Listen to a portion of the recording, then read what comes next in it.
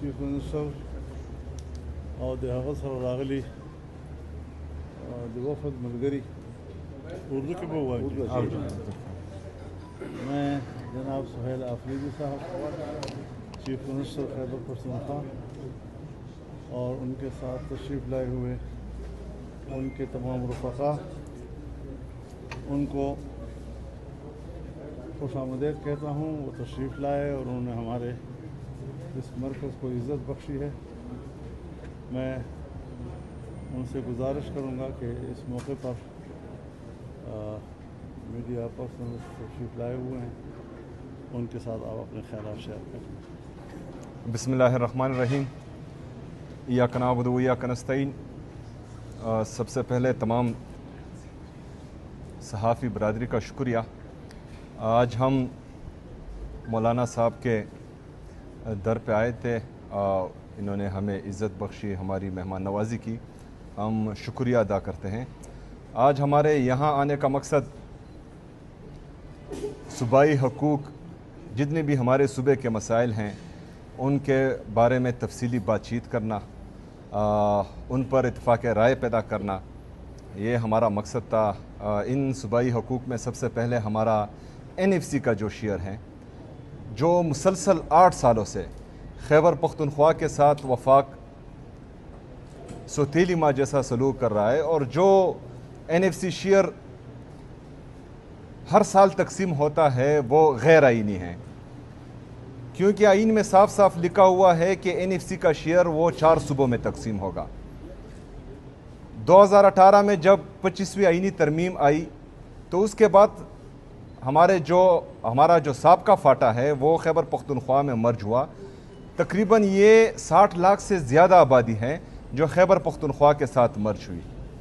آج جو حق لاہور کے شہری کو مل رہا ہے, کوئٹہ کے شہری کو مل رہا ہے, کراچی کے شہری کو مل رہا ہے, اور پاکستان کے ہر ضلع کے شہری کو مل رہا ہے, ہمارے مرج اضلاع کے شہری کو وہ حق نہیں مل رہا. اس کا وہ حق تمام صوبے خیبر پختونخوا کے علاوہ آپس میں تقسیم کر رہے ہیں اور ہمیں وہ شیئر نہیں دے رہے. تو اس حوالے سے آج وفاقی وزیر بھی آئے تھے, اس سے بھی میری بات ہوئی, اور یہ مدعا میں نے اس کے سامنے بھی رکھا کہ آپ کا NFC شیئر جو ہے وہ کل عدم ہو چکا ہے, اور اس کو جو ہے ابھی اپڈیٹ ہونا چاہیے یا 11th NFC آنا چاہیے. اس کے ساتھ ساتھ ہمارے جو مسلسل گندم کو روکا جا رہا ہے پنجاب کی حکومت کی طرف سے, اس پر بات چیت ہوئی. یہ آرٹیکل 151 کی کلی خلاف ورزی ہے. یہ غیر آئینی کام ہو رہا ہے جو ہمارے گندم کو روکا جا رہا ہے. اس پر بھی مولانا صاحب کے ساتھ ہماری اتفاق رائے ہوئی ہے کہ یہ نہیں ہونا چاہیے, اور اس کے خلاف جو ہے ہم مشترک آواز اٹھائیں گے انشاءاللہ تعالی. دوسرا جو گیس کی بندش ہے, آرٹیکل 158 آئین کا وہ صاف صاف کہتا ہے کہ جو صوبہ بھی گیس پروڈیوس کرتا ہے اس صوبے کا حق ہے کہ وہ یہ گیس پہلے خود استعمال کرے, جب اس سے اضافی ہو تو وہ باقی پاکستان میں دے. ہمارا صوبہ 500 MMCFD گیس پروڈیوس کرتا ہے, اور ہماری کنزمپشن صرف جو ہے 150 MMCFD ہے. باقی جو 350 MMCFD ہے یہ پورے پاکستان میں ہم دے رہے ہیں. لیکن وفاق کی طرف سے گیس کی بندش یہ خیبر پختونخوا کے ساتھ سوتیلی ماں جیسا سلوک ہے جو مسلسل ہو رہا ہے. اس پر بھی ہماری اتفاق رائے ہوئی ہے. باقی جو ہمارے قبائلی اضلاع کے مسائل ہیں ان پر بھی ہماری تفصیلی بات چیت ہوئی, لیکن میں آگے چاہتا ہوں کہ مولانا صاحب جو ہیں اس کو آگے لے کر جائیں اور بات کریں. جی مولانا صاحب.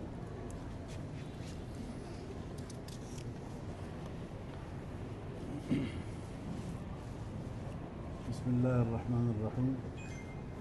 نحمده ونصلی علی رسوله الکریم. سب سے پہلے تو میں ایک بار پھر جناب وزیر اعلیٰ صاحب کا اور ان کے وفد کا خیر مقدم کرتا ہوں اور شکر گزار ہوں کہ انہوں نے ہمارے جمعیت کے اس مرکز کو عزت بخشی. انہوں نے جن نکات کی بات کی ہے میرے خیال میں شاید گفتگو لمبی ہونے کے خوف سے انہوں نے مختصر کر کے بات کی ہے اور بہت سے نکات پر اتفاق رائے ہے۔ NFC ایوارڈ ایک خالصتاً ایک آئینی حق ہے چیزوں کا، اور جس میں اضافہ تو ہو سکتا ہے لیکن کمی نہیں کی جا سکتی۔ یہ ایک صوبائی حق ہے جو پارلیمنٹ کے اتفاق رائے کے ساتھ تسلیم کیا گیا ہے، اس پر قسم قسم کا کوئی ہم اس کے خلاف کوئی اقدام کو قبول نہیں کر سکتے۔ ہم اس بات پر متفق ہیں کہ صوبائی حقوق، صوبائی خود مختاری یہ تمام صوبوں کو یقینی بنانا چاہیے، اور ہر صوبے کے عوام اپنے مسائل کے خود مالک ہیں۔ کوئی وفاق یا وفاق کے کسی سطح کا کوئی طاقتور ادارہ وہ صوبے کے عوام کے وسائل پر قبضہ کر لیں، اس کو اپنے قبضے میں لے لیں اور صوبے کے عوام کو اس کے مفادات سے محروم کرنے کی اجازت نہیں دی جا سکتی۔ اس پر ہمارا اتفاق ہے، اور میں توقع رکھتا ہوں کہ خیبر پختونخوا کی صوبائی حکومت وہ صوبے کے اس حق کے لیے اپنا بھرپور آئینی کردار ادا کرے گی۔ صوبے کا امن و امان کا مسئلہ ہے، اس میں کوئی شک نہیں ہے کہ ہمارے صوبے کے امن و امان کی صورتحال بہت ہی مخدوش ہے، خاص طور پر جنوبی اضلاع میں جیسے حکومتی ریٹ تک ختم ہو گئی ہو،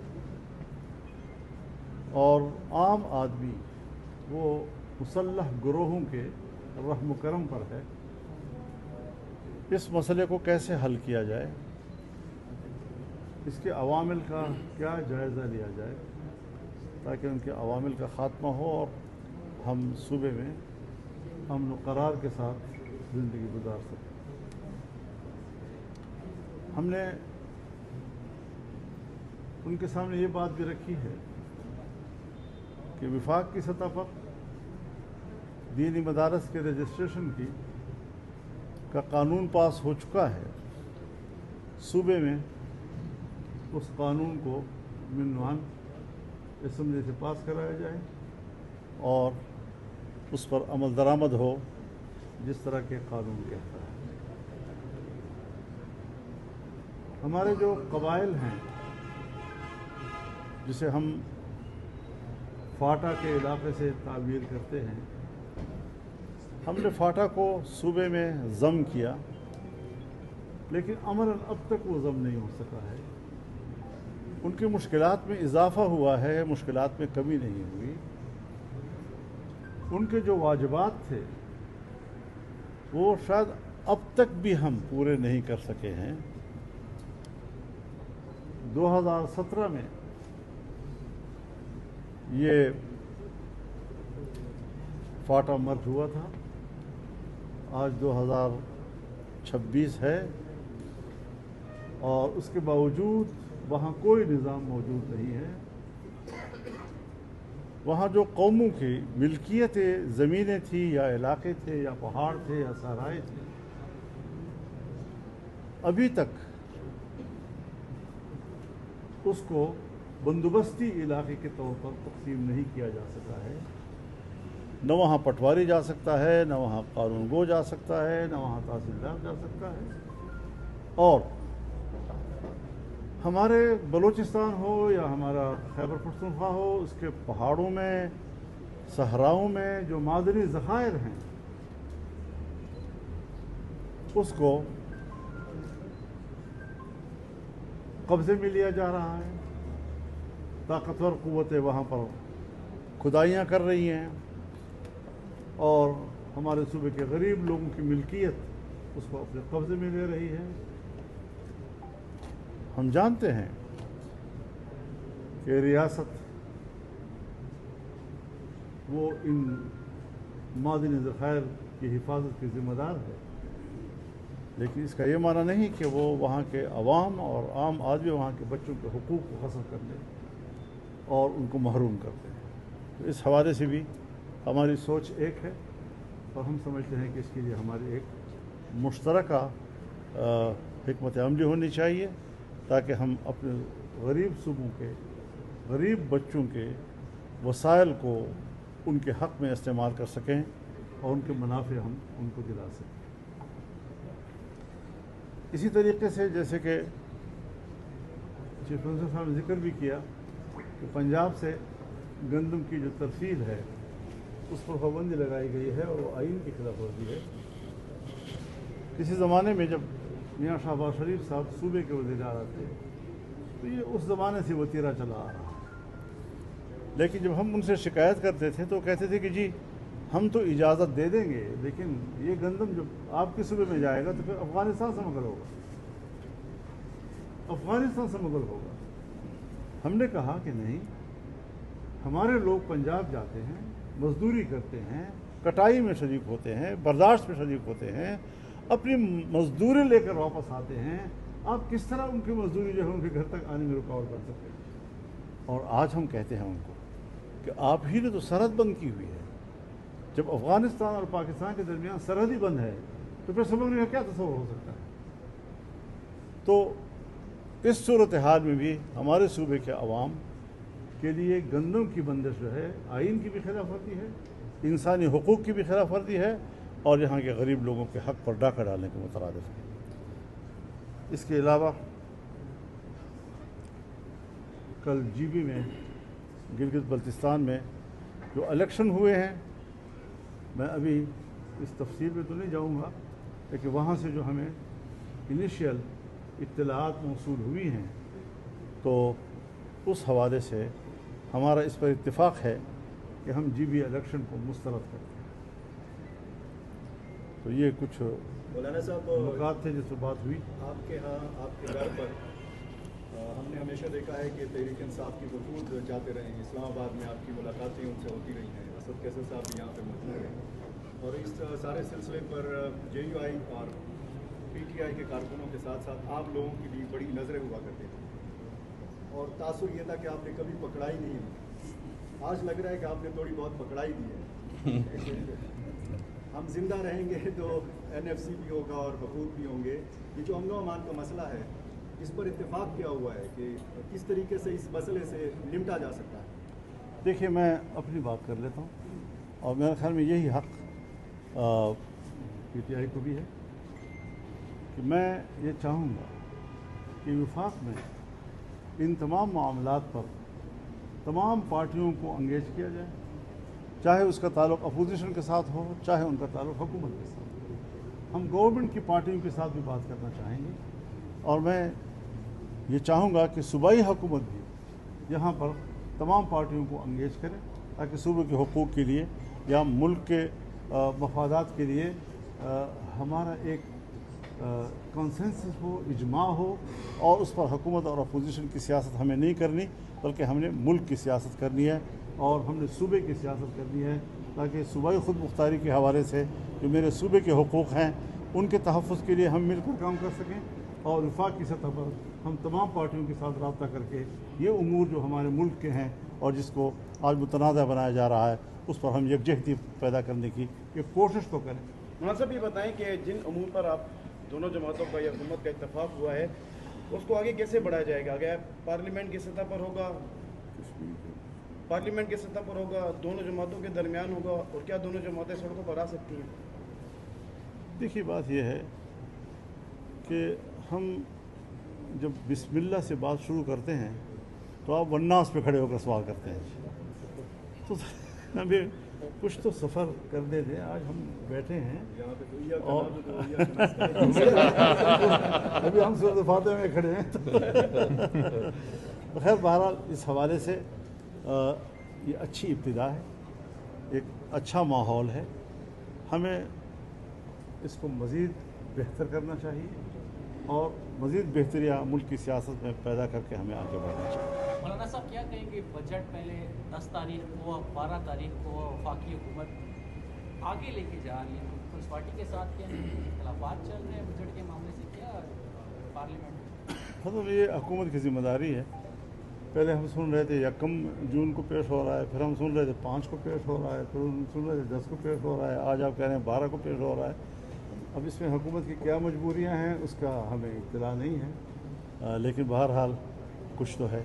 चीफ साहब ये बताएं कि एक तो ये जो बजट के सूबाई बजट के हवाले से कंफ्यूजन है, क्या आप बजट पेश करेंगे या खान साहब की रिहाई से मशरूत करेंगे?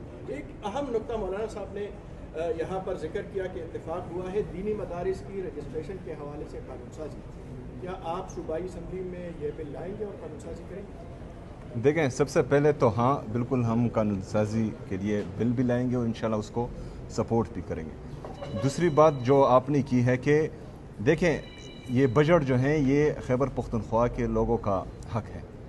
खैबर पख्तूनख्वा के लोगों ने तीसरी दफ़ा जो है इमरान खान साहब को वोट दिया है, तो ये हमारा हक बनता है कि हम डिमांड करें कि जिन लोगों ने इमरान खान साहब को वोट दिया है तो कम से कम बजट उनके सामने पेश किया जाए, उनसे मुशावरत की जाए। तो इंशाअल्लाह ताला ये जो हमने बजट बनाया है इमरान खान साहब के विजन के मुताबिक, तो हम ये भरपूर डिमांड पहले भी करते आ रहे हैं और इसके बाद भी करेंगे कि हम इमरान खान साहब के सामने ये पेश करेंगे इंशाअल्लाह। भी बताएं कि मुसलसल असम्बली का इजलास मुलतवी किया जा रहा है और बजट भी तकरीबन 12 से 15 को हो गया है, तो तासर ये दिया जा रहा है कि जो अपने नाराज़ अरकान का ग्रुप है उसकी वजह से ये डीलिंग हो रहा है, तातुल का शिकार हो रहा है। देखें ये 15 तक करेंगे 15 तक करेंगे। ये हम जब छोटे थे और हमारे वालिद साहब बाहर दुनिया में होते थे तो हम यहाँ से कॉल करते थे और थोड़ा सा नाराज़गी का इजहार करते थे, क्योंकि हमें पता होता था कि वो जब वापस आएंगे और थोड़ी नाराज़गी का इजहार करेंगे तो अपने साथ कुछ लाएंगे। तो बजट के माहौल में ये थोड़ी बहुत नाराज़गियाँ होती हैं, लेकिन इसका मतलब ये नहीं है कि लोग बगावत करें, बगावत नहीं करेंगे। शुक्रिया।